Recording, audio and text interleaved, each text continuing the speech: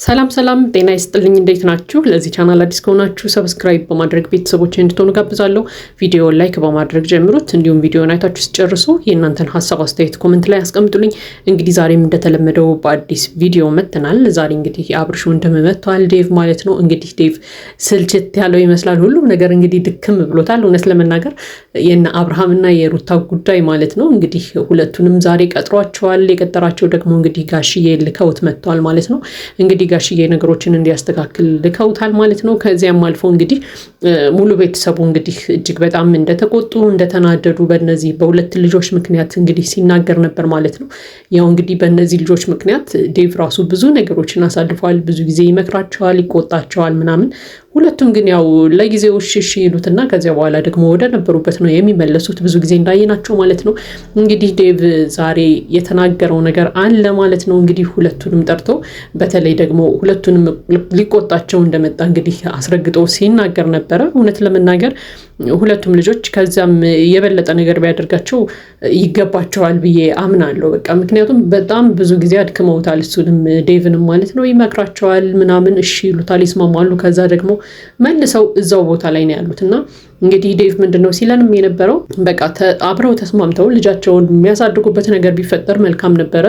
ነገር ግን ደግሞ አብረው መኖር ማይችሉ ከሆነ ደግሞ በቃ የየራሳቸውን ሕይወት ለምን እንደማይኖሩ አይገባኝም እያለ ነበርና እንግዲህ የሁላችንም ሀሳብ ነው አይደለ? ሁል ጊዜ የምንናገረው ነገር ነውና ዛሬም እንግዲህ ሩታንም አብርሃምንም ቀጥሯቸዋል። እንግዲህ ሩታን ነው ቀድሞ ያገኛት። ሩታ ጋር እንግዲህ ሲነጋገሩ እንደሰማ ነው ለምንድን ነው አብርሃም ቀለበት እያደረገ ሂደሽ የረበሽው እያላት ነበር ማለት ነው። እንግዲህ ባለፈው እንዳየነው ያው ሩታ እዛ ቦታ ላይ ጭራሽ መገኘት እንዳልነበረባት ሁላችንም ስንናገር ነበር።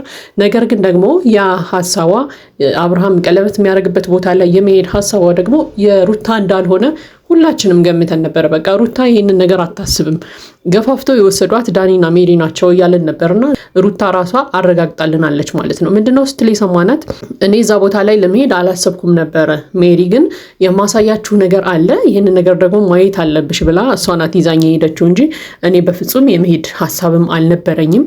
አብርሃምም ቀለበት እንደሚያደርግ በጭራሽ አላውቅም ነበረ ስትል ሰምተናል ማለት ነው። ይሄ እንግዲህ ምንድነው የሚያሳየን ነገር ያው ሁልጊዜ እንደምንለው እነ ሜሪ እንግዲህ ለሩታ አይተኙላትም። በቃ ሁልጊዜ ሰላም የምታገኝበትን ነገር ሳይሆን የሚፈጥሩላት ሁልጊዜ ሩታን የምትጨናነቅበትን ሰላሟን እርብሽ የሚያደርጋትን ነገር ወይ ደግሞ የሆነ የማይሆን መጥፎ ስሜት ውስጥ የሚያስገባትን ነገር ነው እንድታይም እንድትሰማም የሚያደርጓት ማለት ነው። ያንን እንግዲህ አይተናል። ሩታ አብርሃም ቀለበት የሚያደርግበት ቦታ ላይ ሄደች ማለት ስሜቷ በጣም ነው የሚጎዳው። ምክንያቱም አብርሃም እኮ ባሏ ነው አይደለም? በቃ ቢለያዩም ቢፋቱም አሁን ድረስ የምትወደው ባሏ ነው። በዛ ላይ ደግሞ እንግዲህ ባለፈው እንደነገረችን ከሆነ የአብርሃምን ልጅ በሆዷ ይዛለች። ይሄ ባለበት ሁኔታ ላይ ባልሽ ቀለበት እያደረገ ነው፣ ሌላ ሴት እያገባ ነው፣ ስለዚህ ይህንን ነገር ማየት አለብሽ ብሎ አስቦ ያንን ነገር ለሩታ ማሳየት ምን ማለት ነው? ሩታን አሁንም ቢሆን በቃ ሰላሟን የነሷት እንደሆነ አልገባትም እስከዛሬ ድረስ ማለት እንግዲህ ለዴቭ ምንድነው ስትለው የነበረው በቃ እኔ አላውቅም፣ አብርሃም ቀለበት እንደሚያደርግም አላውቅም፣ እኔ እዛ ቦታ ላይ የመሄድ ሀሳብም አልነበረኝም እና ዋናው ሜሪ ናት ማየት ያለብሽ ነገር አለ ብላ ይዛኛ የሄደችው።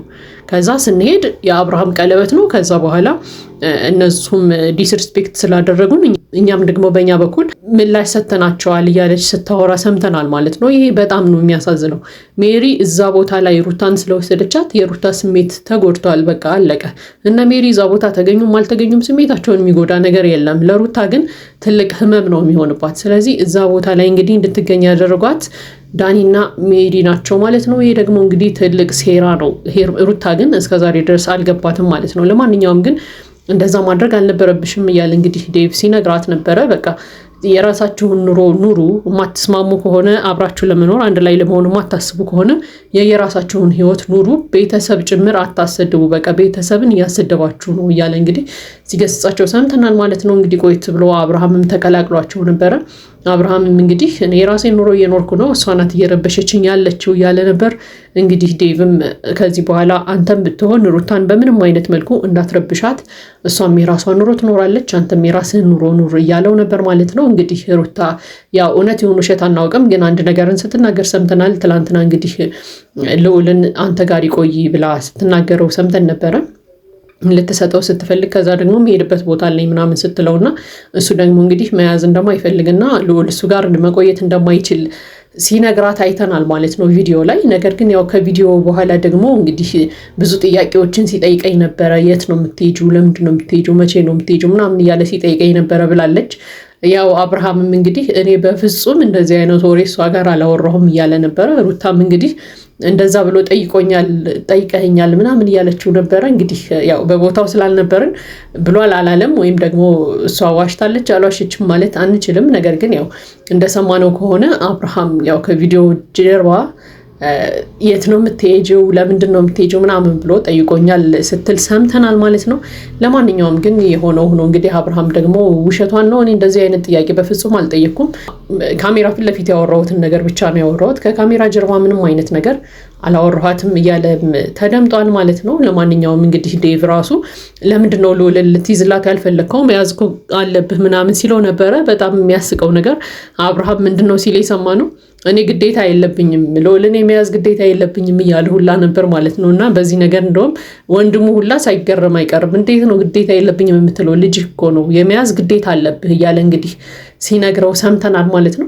ለማንኛውም ግን አብርሃምም ሩታም እንግዲህ ከዚህ በኋላ አንድ ላይ ይሆናሉ አይሆኑም የሚለውን ወደፊት የምናየው ቢሆንም አሁን ላይ ግን አንድ ላይ አይደሉም። አንድ ላይ ስላልሆኑ አብርሃም የራሱን ህይወት ጀምሯል። በቃ ከኤርሜላ ጋር ቀለበት አስሯል። እንግዲህ ይዝለቅም አይዝለቅም አናውቅም፣ ብቻ ጀምሯል የራሱን ላይፍ። ስለዚህ የራሱን ላይፍ ጀምሯል፣ እዛው በደንብ አጠንክሮ ይቀጥለው። በቃ ሩታም ደግሞ የራስሽን ላይፍ ብታስተካክይ መልካም ነው የሚል ሀሳብ አለኝ። ያው ከደስታ ጋር እኮ አይተናል አይደለ? ቤት እንደገዛልሽ እና የቤቱን ቁልፍ ሲሰጥሽ እኮ ተቀብለሸዋል። ያንን ቤት የገዛልሽ ደግሞ አብረን እንኖርበታለን ብሎ ነው። ስለዚህ የዛን ቤት ቁልፍ ተቀብለሻል ማለት ከደስታ ጋር አብረሽ ለመኖር ተስማምተሻል ማለት ነው። ስለዚህ የደስታን የቤት ቁልፍ ተቀብለሻል፣ የፍቅር ጥያቄውንም ልትቀበይ ነው ማለት ነው። ስለዚህ የራስሽን ህይወት መኖር አለብሽ የሚል ሀሳብ አለኝ። እንግዲህ ዴቭም ሲመክራችሁ የነበረው ይህንን ነው።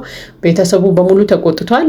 አታሰድቡን ብሏችኋል፣ ሙሉ ቤተሰቡ አታሰድቡን ብሏችኋል ሲላችሁም ሰምተናል ማለት ነው። ስለዚህ የየራሳችሁን ህይወት ኑሩ፣ ከዚህ በኋላ ምንም አይነት ረብሻ፣ ጭቅጭቅ ምናምን አንፈልግም እያላችሁ ነበር ዴቭ። ስለዚህ ቢያንስ የቤተሰቦቻችሁን ሀሳብ እንኳን ስሟቸው። በቃ ቤተሰቦቻችሁ አታሰድቡን እስከሚሉ ድረስ አፍ አውጥተው ባታሰድቧቸው መልካም ነው። ምክንያቱም በኖሩበት ማህበረሰብ ረዥም ዓመት በኖሩበት ሰፈር ውስጥ በእናንተ ምክንያት እንግዲህ ያው ስማቸው እየተነሳ ሲወቀሱ መዋል አለባቸው ብዬ አላምንም። ስለዚህ ተስማምታችሁ ማትኖሩ ከሆነ ተለያይታችኋል፣ እንደተለያያችሁ የራሳችሁን ህይወት በሰላም ብትኖሩ መልካም ነው የሚል ሀሳብ አለኝ። ምክንያቱም እናንተ አሁን ያላችሁት ከሀገራችሁ ወጥታችሁ ወደ አዲስ አበባ ነው። ነገር ግን እዛው ሀገራችሁ ደግሞ ረዥም ዓመት የኖሩ እናትና አባት ቤተሰቦች አሏችሁ። ስለዚህ እነሱን ሰዎች ደግሞ አንገታቸውን ባታስደፏቸው፣ በሄዱበት በእናንተ ምክንያት ስማቸውን ባታስነሱ መልካም ነው የሚል ሀሳብ አለኝ። ለማንኛውም እንግዲህ ይሄ የኔ ሀሳብ አስተያየት ነው። የእናንተን ሀሳብ አስተያየት ደግሞ ኮመንት ላይ ያስቀምጡልኝ። ለዚህ ቻናል አዲስ ከሆናችሁ ሰብስክራይብ በማድረግ ቤተሰቦች እንድትሆኑ ጋብዛለሁ። ቪዲዮውን ላይክ በማድረግ አበረታቱን። መልካም ጊዜ ይሁንላችሁ።